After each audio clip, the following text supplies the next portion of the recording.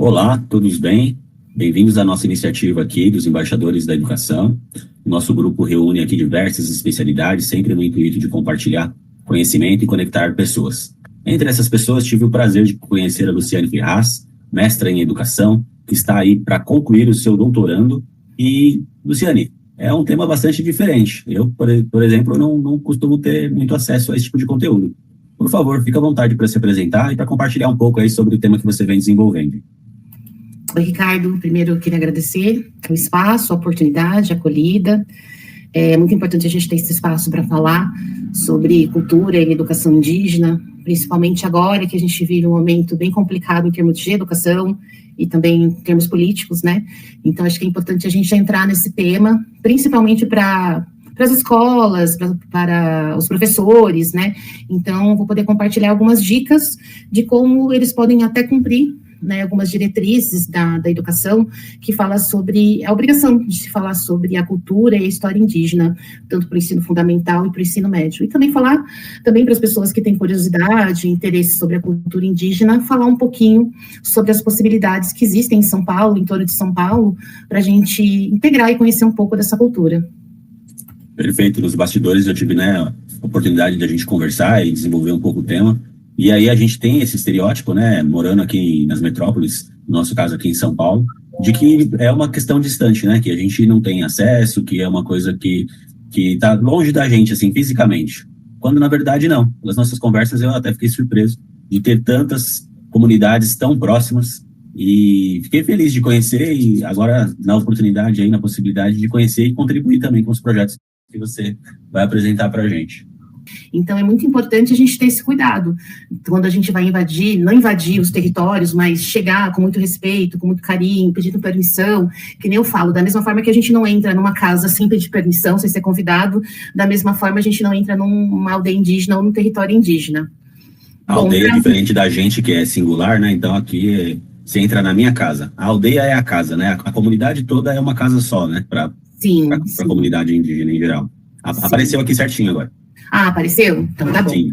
Então, vamos lá. Vou falar um pouquinho sobre as iniciativas, mas falando também de São Paulo, porque tem muita gente que se espanta quando a gente usa esse termo que São Paulo é terra indígena, Então, vou trabalhar com vocês um pouco da temática da comunidade, da cultura, dos povos indígenas que estão aqui em São Paulo, em torno, não só na cidade, mas em torno também do estado de São Paulo. Bom, antes de começar, falando um pouquinho bem brevemente quem é a Luciane, quem sou eu. Então, eu tenho mestrado em educação, meu foco da minha pesquisa foi em educação social, com foco em jovens, Atualmente estou fazendo doutorado, também com foco em tecnologia e educação indígena, Porque eu quis juntar dois sonhos, Que é a educação e a cultura indígena, que é algo que eu estou vivendo muito forte no momento. E, além do doutorado, também tem alguns capítulos, alguns livros publicados que falam sobre educação, tecnologia, cultura indígena, porque eu trabalho com educação online faz mais ou menos uns 15, 18 anos, Então, tem alguns trabalhos escritos aí como professora ou como convidada de capítulos de livros, Atualmente, eu trabalho com design de aprendizagem digital. Então, trabalho numa universidade, fico como apoio dos professores, de como a gente adapta aquele conteúdo para o formato online. Então, eu atendo mais a pós-graduação, então faço todo esse suporte do professor especialista, seja ele de educação, de direito, de psicologia. A gente faz esse bate-papo e vê como a gente pode adaptar todo aquele conhecimento, a expertise que o professor tem para o formato online, Então, além da minha parte profissional, eu sou neta de Guaranis, E também eu falo que sou uma pessoa que estou em busca do meu Nhanderecó. O que é o Nhanderecó, Já falando um pouco sobre a cultura indígena, Nhanderecó é uma palavra que a gente usa muito na cultura guarani, ou tupi-guarani, que ela está relacionada ao modo de viver, Então, eu falo que como eu sou uma neta de Guaranis que não teve a oportunidade na infância, na adolescência, de conviver com as aldeias, com as comunidades indígenas, hoje, como adulta, então, eu vivo em busca do Nhanderecó, de poder ter essa oportunidade de saber como é o bem viver, como é o viver dentro de uma comunidade indígena. Então, ouvir os contos, os rezos, as histórias, ouvir os anciões, os ancestrais, comer a comida indígena, viver, então, participar de uma roda de conversa em torno da fogueira. Então, agora, como adulta, eu tive esse chamado muito forte dentro de mim de poder conviver com a comunidade indígena, né? Então, como eles falam, hoje eu sou uma pessoa que está em busca do seu Nhanderecó, né? Que é um modo de viver guarani. Então, falando um pouquinho da Luciane, agora eu vou falar um pouquinho sobre as comunidades indígenas aqui de São Paulo, que é onde eu tenho meu objeto de pesquisa, e é também a comunidade onde eu me integro e também convivo constantemente. E, então, antes de falar um pouquinho sobre essa comunidade, eu até coloquei esse título aí, Acre para São Paulo, né? Porque quando as pessoas têm a oportunidade de a gente conversar, ter um bate-papo, e eu falo que existem indígenas em São Paulo, muita gente se espanta, né? Porque na visão das pessoas, indígenas são da região do Acre, né? Então, ela tem aquela percepção que os indígenas são do Acre, são da região da Amazônia. E aí, quando a gente fala que São Paulo é terra indígena, as pessoas se espantam. Mas não, como assim? Eu não vejo indígena em São Paulo. Como tem indígena em São Paulo, né?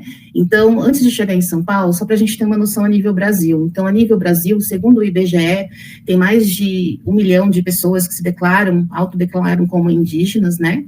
E quando a gente fala da cultura indígena, a gente tem que pensar na diversidade cultural, nessa pluralidade, porque existem mais de 300 povos indígenas, né? Então, assim, é praticamente impossível você conhecer todos os idiomas, todas as culturas, porque é uma diversidade imensa a nível Brasil, né? Eu mesma, assim, tive a oportunidade de conviver com alguns povos, que nem Tupi-Guarani, Guarani, Krenak, Uaçu, Funiô, né? Mas assim, a diversidade que existe de povos indígenas no nosso país é imensa, né? E como a gente mora num polo, numa metrópole como São Paulo, a gente vai ter a oportunidade de interagir com várias etnias, com algumas etnias que são nascentes de São Paulo, são da origem de São Paulo, mas também alguns povos que são da região norte e nordeste. Então, quando a gente fala de São Paulo, segundo o último IBGE, que foi 2023, existem declarados 55 mil pessoas, 55 mil indígenas declarados no estado de São Paulo, né? Então, isso me assusta muito, porque quando a gente fala em quantidade de aldeias, no estado de São Paulo existem 40 aldeias, então 40 aldeias e 55 mil pessoas que foram identificadas como indígenas, né? E aí, quando as pessoas falam assustadas, né? Não, tem indígena em São Paulo tem território indígena, né? Isso me assusta muito, né? Porque mostra um distanciamento da nossa história como Estado, mostra um distanciamento da cultura do nosso país, né? Mostra um distanciamento da origem, né, dos povos originários. Então, por isso que é importante esse bate-papo de hoje, não apenas para trazer conhecimento, mas também para a gente falar um pouco da importância da gente levar esse conhecimento da cultura indígena para os espaços culturais, para as escolas, e cada vez mais as pessoas tenham acesso a essa informação, porque existe muito aquela questão da visão do indígena do passado, né, uma visão que foge muito do que é realmente o ser indígena hoje na sociedade contemporânea. Então, antes da gente começar a falar sobre o tema, é importante a gente alinhar algumas termologias, né? Então, assim como eu acredito que muitos ouviram o termo índio na escola, a gente tinha até o dia 19 de abril como dia do índio, né?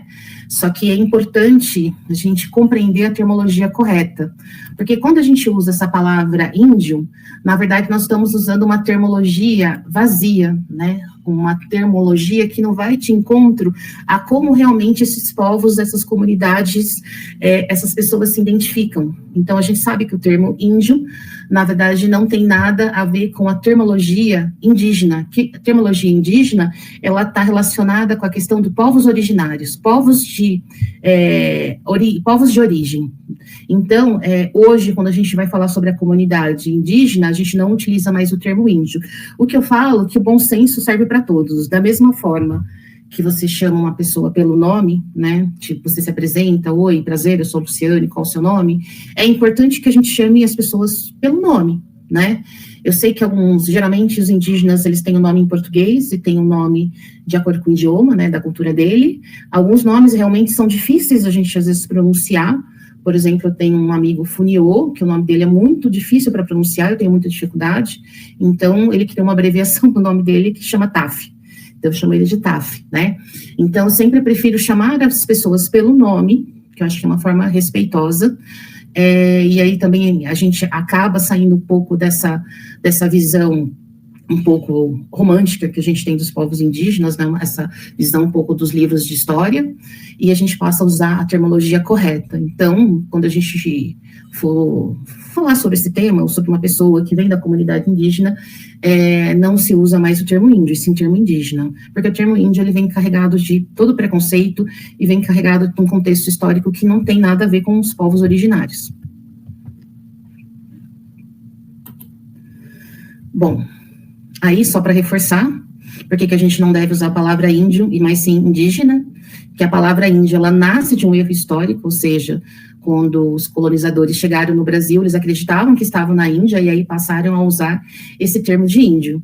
Então, toda vez que a gente utiliza o termo índio, na verdade, a gente está fazendo um apagamento histórico, e a gente está reforçando a questão do preconceito contra esses povos, né? Então, o termo mais adequado, como eu falei anteriormente, e respeitoso, é a gente falar indígena, porque o indígena, ele realmente vai de encontro ao que significa povos originários, ou significa os primeiros habitantes. Então, esse termo, ele é coerente, e como a comunidade se sente confortável e valorizada utilizando esse termo, né? Algumas pessoas podem falar que é só uma questão de uma palavra, mas não é uma questão apenas de uma palavra, é a questão que representa uma identidade de um povo, né?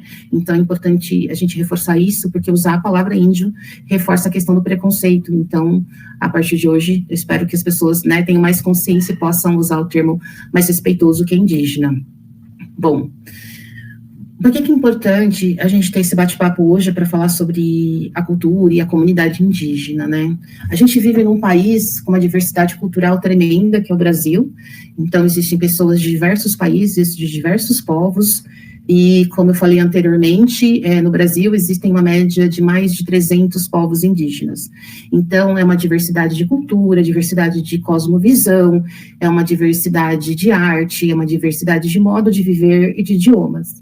Então, é importante que nós, como brasileiros, nossos estudantes, nossa família, as pessoas que convivem com a gente, tenham uma noção dessa diversidade cultural, porque a partir do momento que a gente tem essa grandeza da diversidade cultural do Brasil e a gente respeita, a gente começa a se valorizar como brasileiro, e a gente começa a se identificar nessa pluralidade, né? A gente começa a ter aquela questão de pertencimento, e a gente começa a ter mais empatia com as pessoas que são diferentes do meu conviver, que são diferentes do meu modo de ver o mundo, e aí eu não vejo o diferente com preconceito. Então, é importante a gente abordar nos espaços de poder, a gente abordar nas escolas a questão da diversidade cultural, para o que seja diferente, não seja notado de uma forma preconceituosa, mas sim de uma forma acolhedora.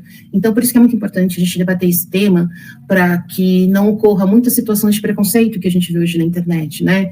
Por exemplo, recentemente eu vi um colega indígena postando um vídeo de 2 jovens falando que a faculdade não é um espaço de índio, mas, né, que o índio tinha que estar na aldeia. Então, a gente vê que em 2025, a gente ainda encontra pessoas que têm essa visão preconceituosa e têm essa visão de que os indígenas não podem estar em outros espaços onde todas as outras pessoas têm direito, como acesso à comunicação, a lazer, à educação e ao trabalho. Eu acho que aí tem um ponto bastante interessante, porque a gente vê, né, algumas comunicações também bastante desrespeitosas e até um certo preconceito, muitas vezes por falta de conhecimento, assim como todos nós, não necessariamente precisa abandonar a sua cultura para aderir a outros costumes, né, ou se integrar em outras coisas. Então, a gente tem professoras que são nascidas, né, e criadas em comunidades indígenas, que eu acredito que você vai comentar, com formações excelentes dentro e fora do Brasil, com acesso à tecnologia, e esse estereótipo mesmo que a gente tem de uma cultura afastada não faz sentido, porque é o que você falou agora no começo também, dá para ir de metrô. Então, assim, da mesma forma que dá para ir de metrô, eles também podem vir de metrô e acessar os outros serviços e estar com a gente. Usar o celular não vai desfazer a cultura dele, assim como não desfaz outras, né? Sim, sim. E essa visão é uma visão muito preconceituosa que infelizmente existe, né? Então, por exemplo, recentemente teve um vídeo postado na Câmara de Vereadores de Guarulhos, onde um vereador, ele criticava uma indígena que estava usando um iPhone, né? E eu vejo alguns vídeos, por exemplo, de alguns povos, algumas comunidades indígenas de Guarulhos, que, por exemplo, as pessoas filmando porque eles estavam andando de caminhonete. Então, as pessoas têm uma visão muito preconceituosa de como o indígena, ele fosse um ser humano apartado da comunidade, da sociedade contemporânea.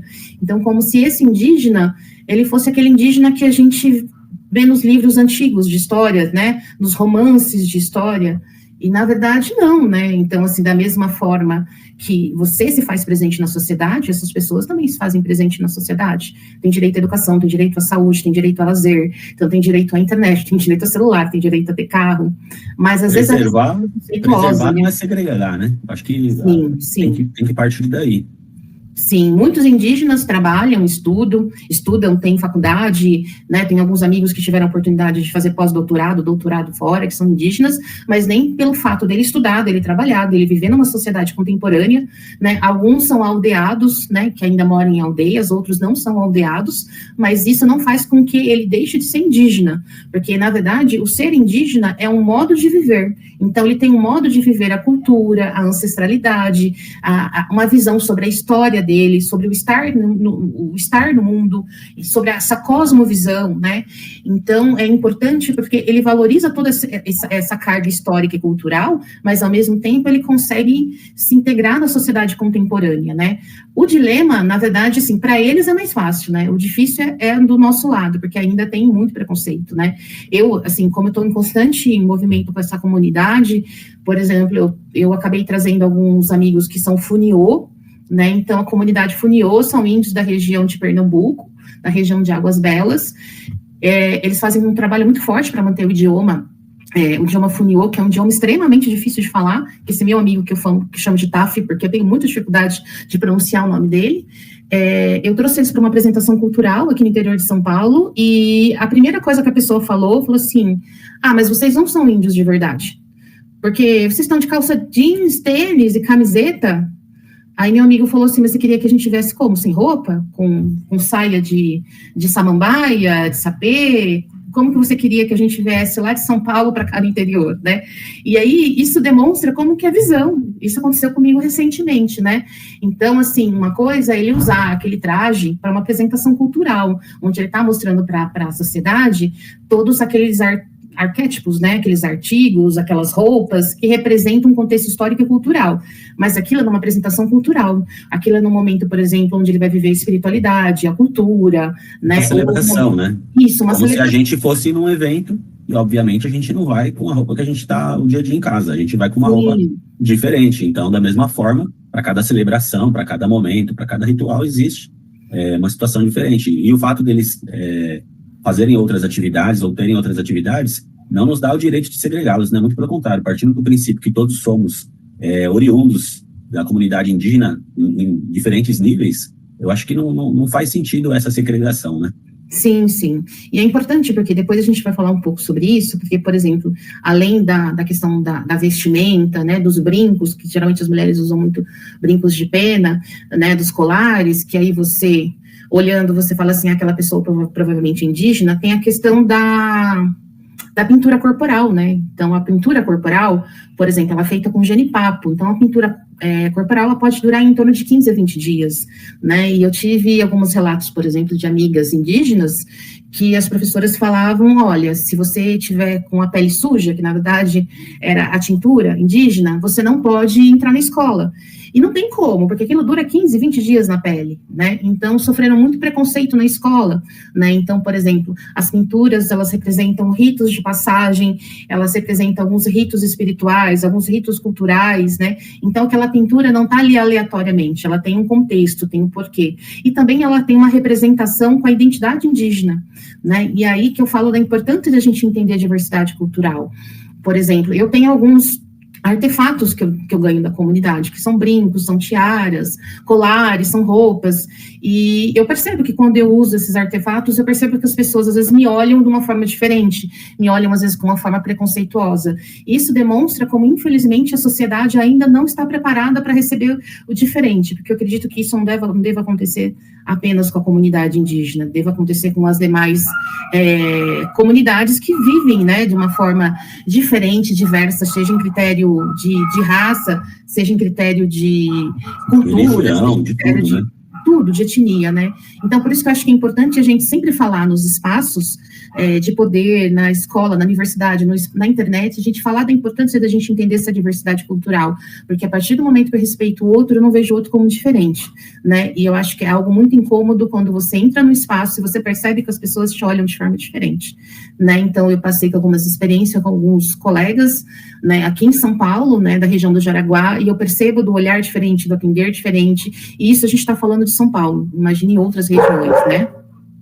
Essa questão da pintura corporal, dos artefatos e das coisas que são bem características da cultura, eu vejo muito como o exemplo que você trouxe da falta de conhecimento. Então, no sentido que, assim, berços não resolvem a situação, mas é o que a pessoa pensou no automático, porque se ela conhecesse um pouco, ela saberia que não seria uma solução viável. Você está no mudo, Luciane. Pronto, tirei. Vou dar um exemplo típico, foi muito bacana você falar sobre isso. Tem uma aldeia indígena no Jaraguá, que chama Aldeia Piauí, que aí no período da Páscoa. Então, o que aconteceu no período da Páscoa? Algumas pessoas juntaram para comprar ovo de Páscoa e levaram ovo de Páscoa para as crianças. Então, eu entendo que essas pessoas tiveram uma boa vontade de ir até a aldeia, levar o chocolate, mas, por outro lado, não teve uma comunicação com as pessoas, com a liderança da aldeia, né? Então, falou, olha, nós queremos fazer tal movimento, tal ação, queremos levar o chocolate, o que vocês acham? É certo, não é certo? Como que a gente poderia fazer para fazer uma ação de Páscoa com as crianças ou com a comunidade, né? Então, eu percebo que as pessoas têm a boa intenção, mas, ao mesmo tempo, não tem aquela questão do respeito, né? Então, por exemplo, eu vou na sua casa te visitar e eu levo um prato que eu não sei se você vai gostar ou não, e de repente eu levo um bolo de cenoura com chocolate e você odeia bolo de cenoura com chocolate, né? Então, às vezes a gente não tem esse cuidado de ir no espaço do outro e saber qual a melhor forma de entrar de uma forma respeitosa, né? Porque eles vão sempre acolher, né? Então, assim, provavelmente, se você for visitar uma aldeia indígena ou se propor a fazer qualquer ação, qualquer movimento, você vai ser muito bem acolhido. O que eu vejo, assim, da mesma forma que tem acolhida e respeito da comunidade, às vezes eu não vejo do outro lado quando essas pessoas entram nesse espaço para fazer algum tipo de ação. Por mais que tenha a boa vontade, mas a gente tem que respeitar os critérios espirituais, históricos e cultural, e principalmente o modo de viver, né? Esse exemplo da rede foi um exemplo típico, mas e a alimentação? Então, por exemplo, se as crianças estão acostumadas com um tipo de alimentação e, de repente, já entupa essas crianças de chocolate, qual que é o efeito que vai dar no corpo dessas crianças? Depois elas podem ter algum transtorno gástrico, né? E aí, por exemplo, a questão bucal. Então, como é que vai ser a questão do suporte depois, né? Então, a gente tem que pensar que antes de fazer algo pela comunidade, ir até a comunidade, conversar com as lideranças, falar, olha, eu gostaria de ser um voluntário, eu gostaria de ajudar nessa linha. Então, por exemplo, eu vou falar mais para frente sobre o projeto da Guardiões da Tecoá Piauí, que é do Jaraguá, são não indígenas que interagem com indígenas e fazem um projeto de alimentação e artesanato como geração de renda. É um projeto muito bacana, porque eles entram de uma forma muito respeitosa na aldeia e fazem essa integração de indígenas com não indígenas com uma forma muito respeitosa. Então, por exemplo, se você for almoçar lá no domingo, você vai, como eu estou dentro de uma aldeia indígena, então eu não vou fazer, por exemplo, uma tarde de cachorro-quente, uma tarde de pizzada, eu vou fazer uma refeição de acordo com a alimentação daquela comunidade. Eu vou fazer um café da tarde, então eu vou fazer um café da tarde de acordo com a forma como aquela comunidade se alimenta. Então, vou fazer um tipã com café, com chamate, não vou chegar lá com um monte de bisnaguinha, presunto, queijo, chocolate, né, Coca-Cola. Então, isso é importante do ouvir, né, antes de adentrar os espaços, né, das comunidades. E aí, falando um pouquinho sobre essa temática, eu queria entrar, porque a gente vive um momento muito importante, que é a temática indígena na educação, né. É um objeto de estudo do meu doutorado, né? Então, quando a gente fala da temática indígena, então existem várias leis, decretos, o Plano Nacional de Educação também reforça isso, de que deve ser falado sobre a cultura e história indígena nas escolas, seja na educação infantil até o ensino médio. Então, educação infantil, Fundamental 1 e 2, ensino médio, deve-se falar sobre a cultura e história indígena. Por que é tão importante falar isso? Primeiro, porque a gente abre o debate sobre essa diversidade cultural, a gente começa a trabalhar essa questão do respeito da sociedade com as comunidades indígenas, e a gente começa a mostrar para essas crianças, para esses estudantes, qual é a visão do indígena brasileiro na contemporaneidade. Então, qual é a visão de indígena hoje? Que não é a visão de indígena que eu estudei na escola, né, que é aquela visão de que o indígena, ele só ficava pescando, só ficava nadando na lagoa. Não, hoje os indígenas trabalham, estudam, têm as suas demandas coletivas, têm as suas demandas individuais, e nem por isso eles deixam de ser indígenas, porque estão vivendo na sociedade contemporânea, principalmente quando a gente fala de uma cidade como São Paulo, né? Então, existem indígenas que moram em São Paulo, e mesmo nessa imersão com uma cidade tão diversa quanto São Paulo, ainda conseguem manter essa questão da sua identidade indígena, da sua cultura, da sua cosmovisão, desse modo de viver indígena. Então, além dessa questão legal, por que é importante a gente debater essa temática? Por exemplo, em escolas particulares, existem materiais que são elaborados, né? Então, as escolas recebem essas apostilas de história, de arte, né, de geografia, que já estão prontas, e os professores trabalham essa temática em sala de aula. Então, como o Anglo, como o SAS, como o Bernoulli, dentre outros, Objetivo, né? Então, as escolas particulares escolhem qual a metodologia, qual empresa que elas vão trabalhar, e elas recebem esse material didático. Qual que é o grande dilema desses materiais didáticos, que alguns que eu tive acesso? Primeiro, você identifica que quem produziu aquele material desconhece totalmente a comunidade indígena, porque a forma como ele aborda e fala do tema, você percebe que uma pessoa está totalmente desconectada, então ele está reforçando aquele estigma do indígena do passado, aquele estigma preconceituoso. Uma parte complicada, você tem pessoas que produzem materiais que não são indígenas, então é importante, se a gente vai falar sobre os povos indígenas, é importante que a gente traga esses indígenas para que eles falem sobre a cultura e a história do ser indígena. Então é importante, existem vários indígenas formados em pedagogia, vários indígenas na universidade, em filosofia, sociologia, formados na linha de educação, que poderiam ser conteudistas para essas empresas, para produzir esses materiais, para que esses materiais fossem realmente mais aderentes à necessidade, ao falar do que realmente é uma comunidade indígena, porque quando a gente produz um material que não está alinhado do que realmente é o ser indígena, hoje na contemporaneidade, a gente acaba reforçando o preconceito, a gente acaba criando estigmas de um indígena que não existe. Então, a gente acaba apresentando um indígena que estava lá no passado, e não um indígena que não está conectado com o meu presente, e principalmente eu não consigo conectar esse indígena com o futuro. Principalmente quando a gente fala numa cidade de São Paulo que é tão tecnológica, as pessoas têm essa dificuldade de ter essa visão do indígena do presente e do futuro. Elas têm essa visão do indígena do passado, né, do indígena de quando os portugueses vieram colonizar o Brasil. Então, é muito importante a gente ter esse cuidado, porque senão a gente reforça um apagamento histórico, a gente reforça um apagamento da cultura e da história indígena, e, na verdade, além de apagar, eu acabo apagar no sentido de eu falar assim, o indígena não existe. O indígena existia. Tem muita gente que acha que o indígena não existe mais, que existem poucos indígenas, né? Que indígenas, assim, raramente vai ter um indígena no Brasil. Na verdade, a gente vê que tem 300 povos, tem mais de 1 milhão de indígenas a nível Brasil. Quando a gente fala no estado de São Paulo, existem 55 mil indígenas. Então, eles existem e a gente não pode fazer esse apagamento histórico e cultural. E quando a gente trabalha com esses materiais pedagógicos que estão totalmente desconectados, a gente não valoriza a diversidade cultural. Então, é importante que as crianças, os estudantes, esses jovens, tenham uma noção da diversidade cultural, porque da mesma forma que, às vezes, uma família, ela se identifica, por exemplo, eu sou descendente de espanhol, sou descendente de italiano, sou descendente de português. A gente precisa despertar essa valorização dos povos indígenas para que as pessoas olhem para si e falem assim, eu sou descendente de indígena. A minha avó, meu avô, meu tataravô, ou mesmo se eu não tenho essa informação, a possibilidade de ter alguém, né, um antepassado que venha dessa origem indígena é muito grande. Daí a importância da comunidade indígena como um todo se apropriar dessas questões contemporâneas para que eles possam participar da criação desses materiais, por exemplo, né? Como eventualmente acontecem muitos debates em relação à saúde da mulher e não tem nenhuma mulher envolvida ali no time, no grupo que está envolvido nessa solução. É uma coisa completamente contraditória. Sim, sim. Isso existe muito na comunidade indígena, por exemplo. Quando a gente fala de saúde, então tem toda uma questão cultural da saúde, né? Então tem um rito de passagem da mulher na menarca, né? Então tem um rito de passagem do homem.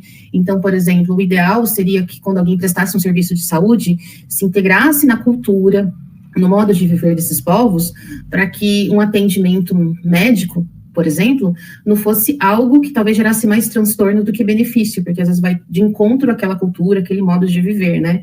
Por isso que é importante que quando a gente falar de povos indígenas, seja na educação ou na saúde, que eles estejam presentes para discutir, para essa discussão, né? Que não seja o olhar do outro sobre ele, mas sim o olhar dele sobre ele, né? Isso que é muito importante. E aí, entrando um pouco em São Paulo, né? Então, a gente falou que tem essa questão legal de que a gente tem que falar sobre cultura e história indígena. Aí a gente sabe, por exemplo, que existe um distanciamento dos materiais dessas empresas que produzem material pedagógico para as escolas particulares. E, por outro lado, eu tenho os professores de escola pública que, às vezes, não têm acesso a um material que contém esse conteúdo. E aí, como que eu, como docente, como professora, como é que eu faço para me ambientar e qualificar sobre esse tema? Então, falando de São Paulo, eu vou passar algumas possibilidades. Não só de São Paulo, mas existem algumas possibilidades de a gente estudar esse tema também de forma online. Um trabalho que eu amo, assim, eu acho um trabalho incrível, é o trabalho do Museu da Cultura Indígena de São Paulo. Então, para quem mora em São Paulo, ele fica na Água Branca, então você descendo na estação Barra Funda, você atravessa 2, 3 quarteirões, você já está no museu. Então, o museu faz um trabalho incrível, ele faz formação para professores, ele faz oficinas de cultura, oficinas de cantos, de rezos, oficinas de histórias indígenas, oficinas de brincadeiras indígenas, de literatura, e não apenas de uma etnia. Então, você vai ter contato com várias etnias, com vários povos indígenas, e também tem a feira de artesanato, e tem a exposição que é fixa, né? Então, constantemente, essa exposição, a temática é mudada, mas sempre com foco em povos indígenas. Então, é um espaço muito importante em São Paulo para a formação de docentes, para você realizar algumas oficinas, né, algumas visitações com os alunos, e também para informação sobre o tema, porque tem muito acervo dentro do site, então você pode ter muita informação sobre essa questão indígena em São Paulo, mas também no Brasil, e acesso também a algumas oficinas diretas, realizadas diretamente com os povos indígenas, né. Inclusive, essa senhora que está na foto é a Maria, ela é uma cacica de uma aldeia que fica ali próximo à entrada do Parque do Jaraguá, né, que foi uma arte muito bonita que fizeram com ela. Bom, falando um pouquinho, né, das possibilidades que a gente existe de fazer um trabalho em interação com as comunidades indígenas, tanto para quem é da educação, para quem tem interesse de compreender ou trabalhar esse tema, quando a gente fala, por exemplo, do Jaraguá, só o território indígena do Jaraguá, porque em São Paulo existem 3 grandes territórios indígenas, né, tem o Jaraguá, tem a região ali próximo da represa, e eu esqueci o outro nome. Quando a gente fala do Jaraguá, né, que está muito próximo, né, ali na região central, acesso à região central de São Paulo, que é perto do metrô, a gente está ali entre Anhanguera e Bandeirantes, só o Jaraguá, ele existe em 8 aldeias nesse território indígena. Quando a gente fala território indígena, a gente está falando de uma área que é preservada, né, então como se fosse uma área de preservação ambiental, então existe aquela área que é demarcada, que é um território indígena. Dentro desse território indígena vivem 8 aldeias, e dentro desse território indígena, ele é considerado o menor território indígena do país. Então, por exemplo, o ideal é que esse território girasse em torno de 8 hectares e ele gira em torno de 1 hectare, né?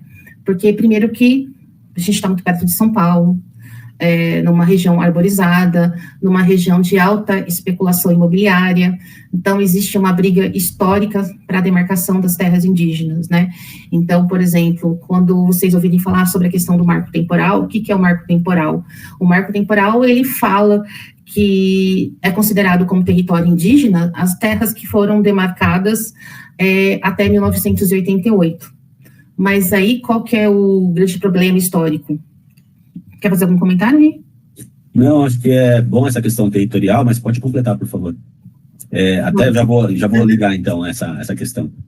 Existe esse movimento, se posso dizer assim, da segregação, da preservação, de que tem que ficar lá e tem que estar, né, separado, mas, por outro lado, também, quando há esse interesse de imóvel, de território, somos como comunidade externa, né, os primeiros a ir lá a invadir o espaço. Então, assim, até onde essa segregação está valendo, né?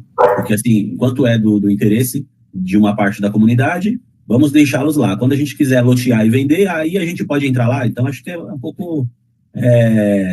não faz sentido, né? É um pouco complicada essa questão. Na verdade, aí é É um debate complicado. É uma temática complicada, porque, por exemplo, todo ano existe a passeata indígena que vai a Brasília reivindicar a luta contra o marco temporal, né? Porque, por exemplo, o marco temporal, ele fala o seguinte: vamos considerar as terras indígenas até 1988. Porém, na época da ditadura militar e antes da ditadura militar, os indígenas não tinham voz. Muitos indígenas foram expulsos das terras indígenas. Por exemplo, se você estudar a questão indígena que aconteceu com o povo Krenak em Minas, assim, é absurdo. Eles foram expulsos das terras indígenas, como isso aconteceu em várias regiões do Brasil, e se eles vivenciassem o modo indígena, tipo assim, rezo, vestir, ou até mesmo idioma indígena, eles eram presos. Né? Então, assim, vários indígenas foram expulsos dos seus territórios, que foram tomados por guerrilheiros, né, ou por pessoas que trabalhavam no agronegócio, tornou-se plantações imensas, né, e esses indígenas estão reivindicando o quê? O direito de voltar para esses territórios. Porque, assim, quando a gente fala de terra, o indígena tem uma visão diferente do, vamos dizer, como eles falam, do Juruá, que é o homem branco, né? Então, por exemplo, né, como um homem branco, uma mulher branca, por que a gente tem essa visão de mundo? A gente tem uma visão de mundo que a gente tem que trabalhar, a gente tem que acumular dinheiro, e quando eu acumular dinheiro, eu vou comprar uma casa, um apartamento, uma terra, e essa terra será minha. A partir do momento que eu tenho essa terra, essa casa, esse apartamento, isso me traz tranquilidade, porque eu tenho a posse daquela terra, né? Então, ninguém me tira daquela terra, porque aquela terra é minha. Né? O indígena, ele tem uma outra visão. Na verdade, ele quer viver naquele território, porém ele não quer ter a posse daquele território para que ele venda, para que ele faça um loteamento. Ele quer ter a oportunidade de viver no território em que os ancestrais viveram. E ele quer ter a oportunidade de que os seus descendentes tenham a oportunidade de viver nesse território. Então, uma visão diferente. Então, ele quer coexistir naquele ambiente. Na verdade, ele não quer ter a posse daquele ambiente, né, para que ele possa vender ou ele possa ratear. Então, uma visão diferente. Tanto é que, por exemplo, o território indígena do Jaraguá, inicialmente foi permitido a posse, né, o retorno dos indígenas desse território, porque ele era um aterro sanitário.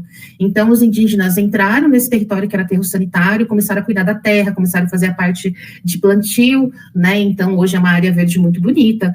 Então, assim, hoje, se você parar para pensar, uma área verde próxima a São Paulo, com acesso a Anhanguera, acesso a Bandeirantes, o valor imobiliário seria muito alto, né? Então, existe uma briga de interesse aí com o Estado, com o mercado, não com os povos indígenas. Então, são vários interesses diferentes, por isso que a gente escuta muito o termo resistência. Né? Então a pessoa fala assim, mas por que os indígenas usam muito o termo resistência? Porque o indígena, ele existe, só o fato de existir, ele já fala que é resistência. É uma resistência de viver a cultura dele, de viver a ancestralidade nessa sociedade contemporânea, é também uma resistência dele querer estar no território indígena, onde viveu os ancestrais. Então aí é uma discussão muito ampla, né? Porque existem várias visões, e na verdade, o fato de ter o território indígena, na verdade, é um resgate cultural, né, deles poderem ter a oportunidade, histórico, na verdade, de poder viver no território dos ancestrais deles, né, porque muitos foram expulsos, né, eles perderam a oportunidade de viver na aldeia, que a gente chama desaldeados, porque realmente o Estado ou a sociedade expulsou essa comunidade, eles fizeram as aldeias, né, como é o caso de um autor indígena que eu vou comentar mais para frente. Os próprios nomes, né, como você falou aí na região do Jaraguá, o próprio nome já é indígena. Do lado da Anhanguera, do lado do Ibirá, do lado não, mas assim, outras palavras que pra gente são super comuns, e às vezes parece que a gente esquece da origem, né? Sim, sim, até a palavra roça, né? A palavra roça também é uma palavra indígena, né? Porque o indígena vem dessa cultura do cuidar da terra, né? Do cuidar, de tirar a alimentação por meio da terra, né? Então, assim, o território do Jaraguá é um território muito importante, não só para a preservação da comunidade indígena, mas também para uma preservação do meio ambiente, que provavelmente, se não existisse a comunidade indígena, provavelmente uma região que estaria cheia de condomínios, de apartamentos, né? Então, é muito importante. Para quem não conhece ali a região do Jaraguá, você consegue ter acesso tanto pela Bandeirantes quanto pela Anhanguera, mas quando a gente está chegando em São Paulo, a gente vê aquele pico bem alto, onde tem várias antenas, então ali um pouco abaixo do pico do Jaraguá, onde fica o território indígena, as principais aldeias estão bem próximas da entrada do Parque do Jaraguá, ali na avenida da Estância Turística, do Parque Turístico do Jaraguá, né? Então, para a gente que tem de São Paulo, ou aqui próximo do interior de São Paulo, tem um acesso muito tranquilo, porque tem asfalto até as entradas das aldeias, né? E aí, falando um pouco dessas aldeias que a gente encontra lá no Jaraguá, tem a Tecoá Iviporã. A Tecoá Iviporã, ela está fazendo um trabalho incrível de resgate das abelhas da região de São Paulo. Então, por exemplo, muitas abelhas estavam extintas em São Paulo, então eles estão fazendo um resgate dessa melcultura, né, em São Paulo, trazendo várias abelhas que estavam extintas, né, além também da questão nativa, né, então algumas árvores que estavam extintas em São Paulo fizeram esse trabalho de replantio, então estão fazendo todo esse trabalho de preservação do meio ambiente lá no Jaraguá.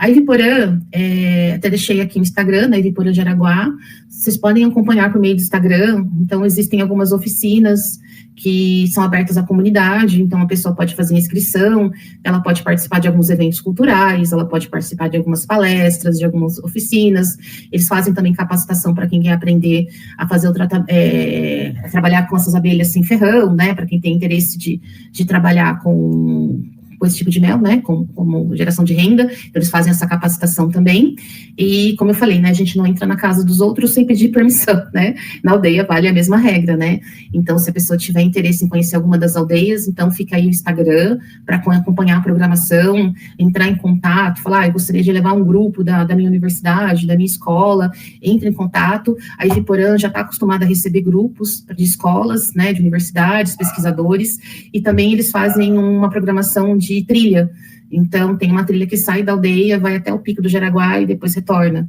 né, é bem interessante quando eles fazem esse evento, então é uma oportunidade de ter essa integração com a comunidade indígena, aprender um pouquinho da cosmovisão deles, da cultura, da alimentação, é muito bacana, então para quem tem interesse em ter uma integração, sugiro seguir o Instagram da aldeia, né, o Tecoá, quer dizer aldeia, da Iviporã, para que fique acompanhando a programação, né. Outra aldeia também, um acesso muito fácil para a gente aqui de São Paulo, é Tecoá Piauí. Na Tecoá Piauí tem um projeto que se chama Guardiões da Tecoá Piauí, que é um projeto que visa a integração de indígenas e não indígenas. Então, eles fazem oficina de artesanato, então eu, como não indígena, se quiser participar dessa oficina, eu posso. Eu, como não indígena, se quiser, ou indígena também, claro, quiser comprar algum artesanato, participar de alguma vivência cultural, então eu posso entrar em contato com a Tecoá Piauí, Guardiões da Tecoá Piauí, até o Instagram aqui também, e aí eles compartilham toda a programação, então caso eu queira fazer alguma doação, porque eles fazem um trabalho muito bacana com alimentação na aldeia, né, então essa questão de manter, fortalecer e resgatar a alimentação indígena, tá? Então é muito importante a gente divulgar esse trabalho da Tecoá Piauí. Lembrando, eu coloquei domingo, caso a pessoa tenha interesse em visitar a Tecoá Piauí, o melhor dia é de domingo, que é onde os guardiões fazem os eventos de alimentação e artesanato.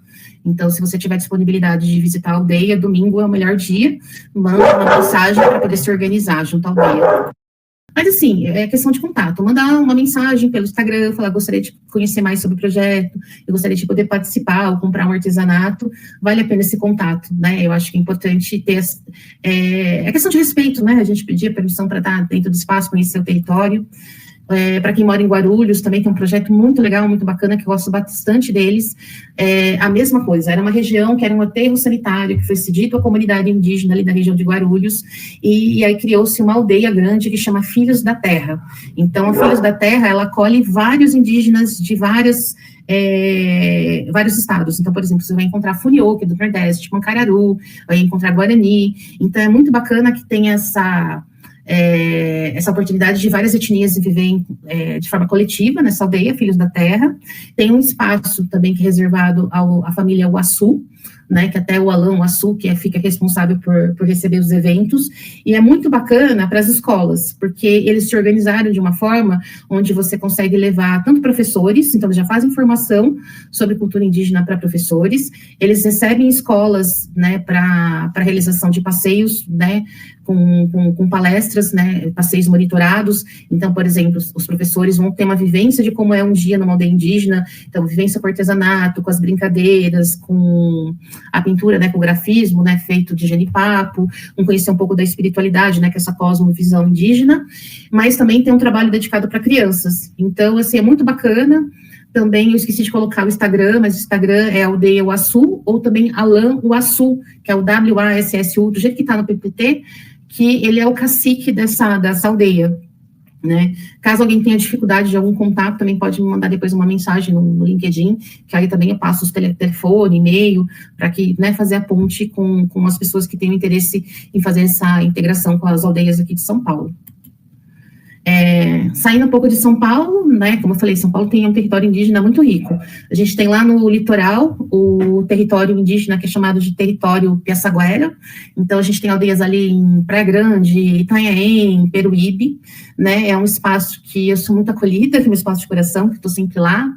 Recentemente estive lá no Festival do Fogo, onde é esse rito de passagem do inverno para a primavera, né, onde se pede para que tenha uma boa colheita, para que se tenha um novo ciclo com saúde, com bênçãos, com prosperidade. Então foi muito bacana participar desse evento, onde foi a integração de várias aldeias indígenas ali da região e poder interagir com os pajés, com os caciques, né, e ver as apresentações culturais. E aí uma curiosidade que foi um momento do evento que foi bem bacana, foi que teve um grupo fazendo a apresentação cultural cantando Roberto Carlos em Tupi-Guarani. Eu estava lá e eu falei assim, nossa, essa música eu conheço. E aí, quando ficava ali, eu falei, nossa, mas é Roberto Carlos. E aí eu percebi que eles estavam cantando Roberto Carlos em Tupi-Guarani. Então foi muito bacana, além das apresentações culturais, foi um momento ali de distração e de lazer.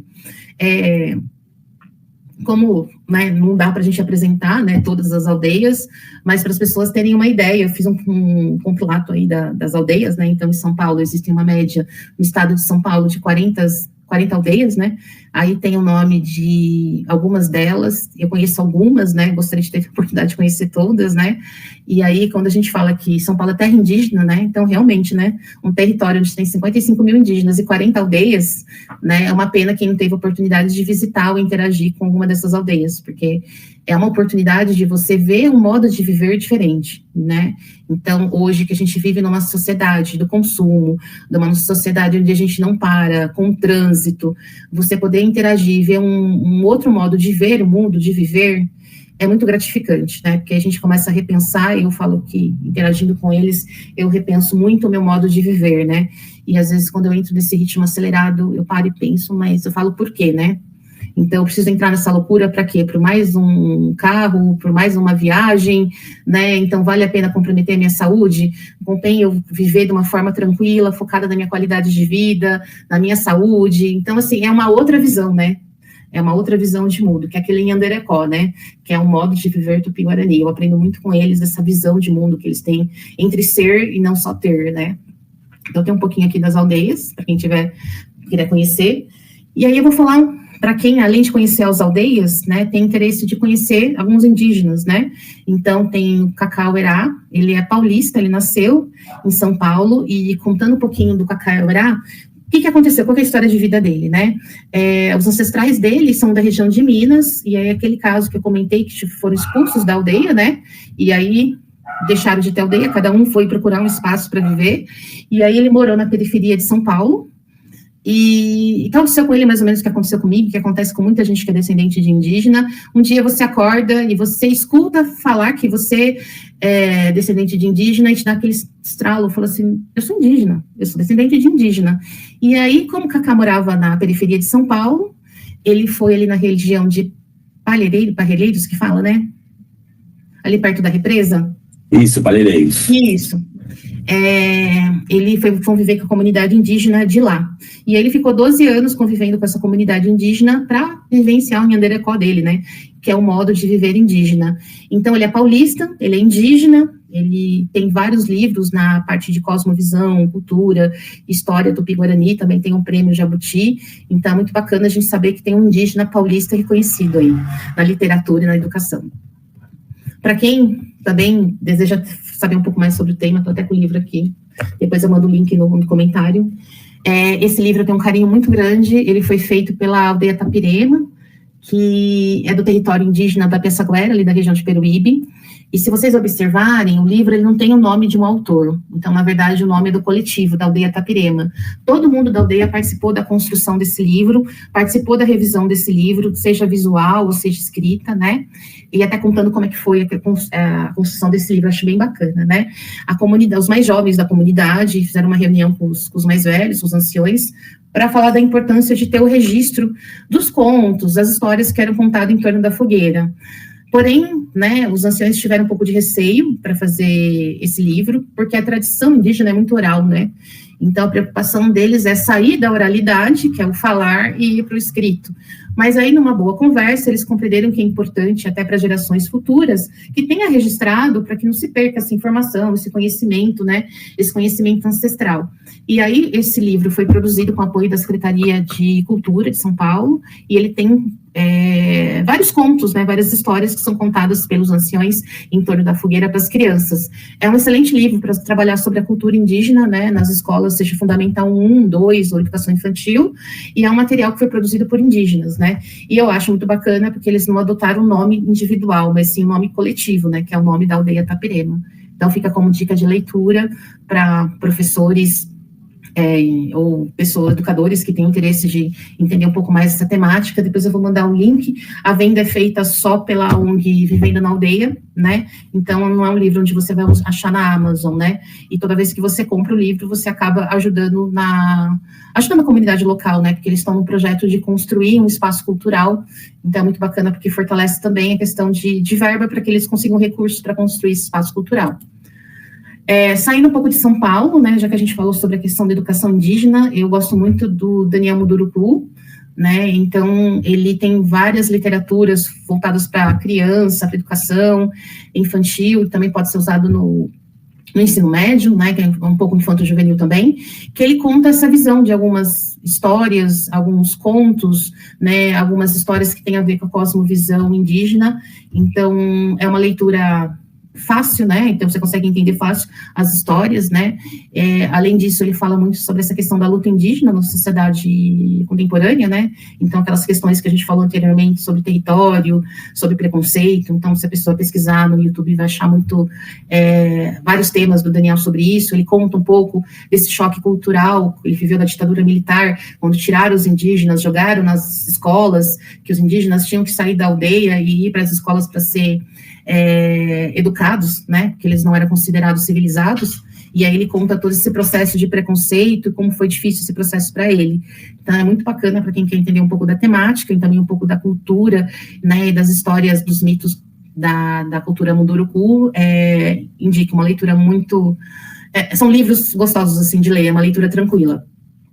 Outro também que eu não posso deixar de falar, né, que é o Krenak, o Ailton Krenak, que ele vem, né, dessa questão de uma etnia que foi quase exterminada em Minas, na época da ditadura militar, onde eles foram presos, expulsos, e se eles falassem o idioma, eles apanhavam, se eles tinham algum modo de viver indígena, também apanhavam, teve um presídio indígena na região de Minas, né, o Krenak, ele é o primeiro escritor brasileiro, o único escritor brasileiro que foi reconhecido como imortal pela Academia, né, Brasileira de Letras, né, então tem livros fantásticos como Ideias para Adiar o Fim do Mundo, A Vida Não é Útil, são livros pequenos, de uma leitura muito fluida, indico muito a leitura do Krenak, também quem pesquisar no YouTube vai ver vários vídeos dele falando sobre essa temática, e uma fala dele que eu acho interessante, né, porque existe muito essa questão dos indígenas dessa resistência de manter o idioma, né, nativo, interagindo com a língua portuguesa, né, então ele falou assim, é interessante você ter um indígena que fala o idioma Krenak,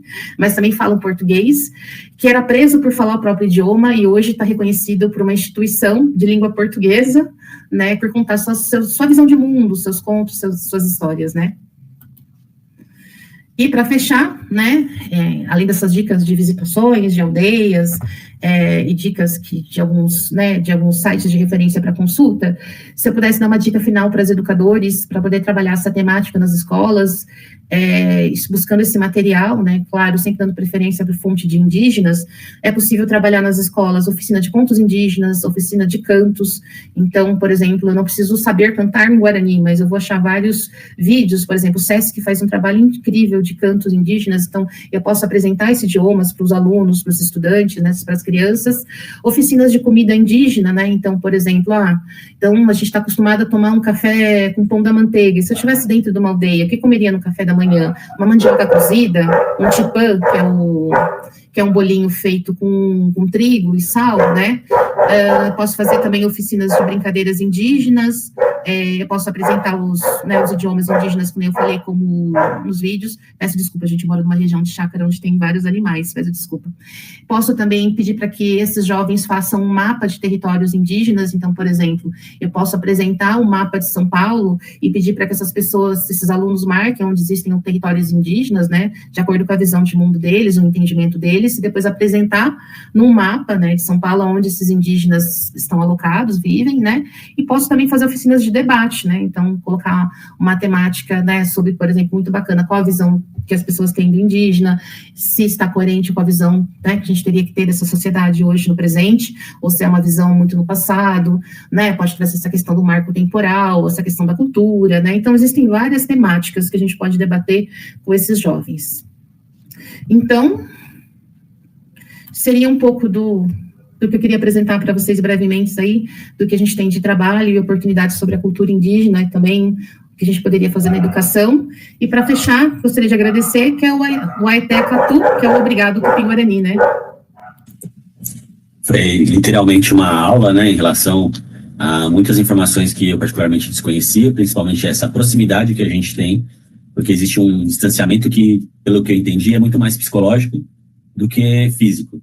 E você apresentou, né, não só vários projetos, mas como várias possibilidades da gente adquirir esse conhecimento que você, ao longo do tempo, desenvolveu, não apenas para o seu doutorado, mas também por uma questão de vida, né? Eu acho que isso faz sentido para a maior parte de nós. Então, conhecer uma cultura diferente e uma cultura tão basilar como essa, uma vez que quase todos os nomes de São Paulo são Tupi-Guarani, grande parte dos nomes que a gente conhece é Tupi-Guarani, então, por que não estender esse conhecimento, né, para a origem dessas palavras, as pessoas que até hoje usam essas palavras e falam essas palavras. Então, acho que foi um abraço aí no sentido de conhecimento, no sentido de ter opções de buscar essas informações, porque muitas vezes eu tenho interesse, mas eu não sei nem por onde começar. Agora sabe. Então, eu espero que tenha despertado essa semente aí, essa curiosidade, essa semente de conhecer um pouco mais sobre a temática, e se eu conseguir passar um pouquinho mais de entendimento para que as pessoas abram um pouco a mente sobre essa temática, e, né, a gente quebre um pouquinho do preconceito e gere mais empatia, já vou estar contente. Já conseguiu, com certeza. Acho que grande parte de nós que te ouvimos aqui já estamos expostos, e eu já tinha, né, previamente marcado contigo. Em alguma desses momentos, gostaria de te acompanhar também para conhecer. Eu devo isso à minha origem. Ah, com certeza. Todos nós, né? Todos devemos, né? Que nem eu falo, da mesma forma que a gente tem orgulho, às vezes, de falar assim, eu sou descendente de italiano, espanhol, português, né? Que as pessoas tenham essa questão de reconhecimento da identidade, né? Eu sou descendente de povos indígenas, eu sou descendente de indígena, né? Então, é importante porque cada vez mais que a gente se reconhece nessa diversidade cultural, a gente cada vez mais vai vencendo, diminuindo o preconceito, né, gerando empatia, porque infelizmente o preconceito ele é muito grande, né, infelizmente ele existe, eu que convivo com a comunidade, infelizmente eu vejo muito isso, e eu espero, né, que trabalhando essa temática na educação, na sociedade, a gente possa cada vez mais reduzindo o preconceito e viver de uma forma respeitosa, harmoniosa, né. Com certeza, quanto mais conhecimento, menos preconceito, né. Sim, é a nossa forma de eternizar e deixar para a posteridade que outros que tenham interesse também possam se desenvolver e possam aprender, e principalmente saber que existe, né, que existiu, que dá continuidade nessa manutenção da nossa cultura raiz. Sim, com certeza. E que mais pessoas tenham acesso, né? Espero que a gente tenha despertado uma curiosidade das pessoas sobre a temática, e caso seja alguém da área de educação que precisa trabalhar o tema, fica a ponte, só entrar em contato com a gente possa mandar mais informações pontuais. Perfeito, Luciane, muito obrigado, foi excelente, sua contribuição foi imprescindível aqui para a gente, dentro da nossa proposta de trabalhar a educação, de trabalhar o conhecimento, passar a informação, e eu acho que é isso, plantando uma semente de cada vez. A sua parte está muito bem feita, muito obrigado. Eu que agradeço, Ricardo, obrigada pela oportunidade, obrigado pelo espaço, espero que tenhamos outros bate-papos sobre a temática, obrigada.